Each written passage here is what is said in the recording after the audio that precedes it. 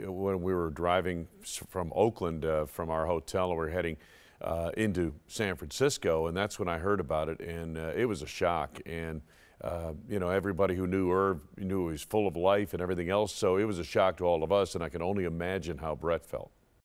You could understand if he didn't play in that ball game, it would be perfectly understandable. It was a game the Packers had to win.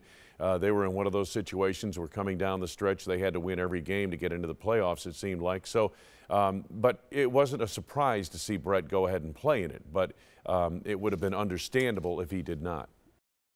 Well, you know, as the game went along, I mean, it just one big play after another, and Brett was throwing the ball up to the heavens, and you know, Javon Walker and Donald Driver and all these guys, Robert Ferguson, were coming down with it, and it was just amazing to see. So, you know, I was actually disappointed in my description of the game. It wasn't as, I guess, as flowery as it maybe should have been, because that was a spectacular game. But as it was happening, and I'm just describing it, you know, you sometimes lose track of the enormity of what was just going on.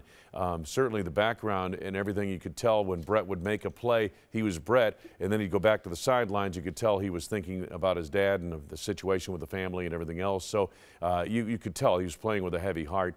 But also the atmosphere in the stadium. I mean, Oakland is a raucous stadium, a great crowd for the Raiders. It's the black hole, and with good reason. And, you know, but the crowd was even almost, you know, cheering Brett on, even though he was whipping their Raiders. And, you know, that was really surreal, actually. Oh, I think it's probably, if not the top game, it's right at the top of the list. I mean, I would imagine Brett would say his Super Bowl victory was, you know, the height of his career, and maybe that first pass in the Super Bowl for a touchdown to Andre Rison, if I'm not mistaken. That might have been what Brett might think is the pinnacle. But this game's right up there with some of the great games he's played and won.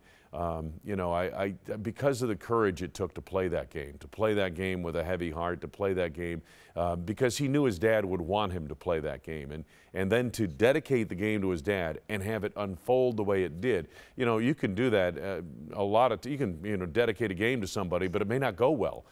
This game went like a storybook.